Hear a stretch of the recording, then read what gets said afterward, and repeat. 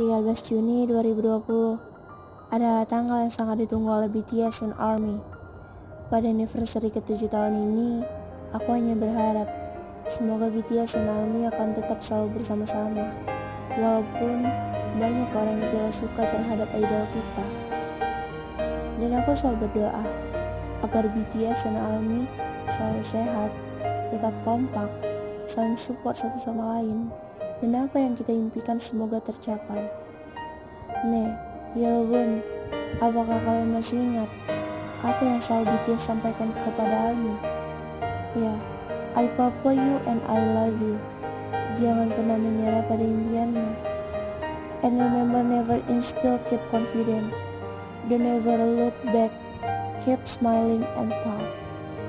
우리 모두 함께 하길 정말 괜찮아. The generation for me, 감사합니다. I love Bangtan, my papa you Bangtan, and I hope we will forever. Bora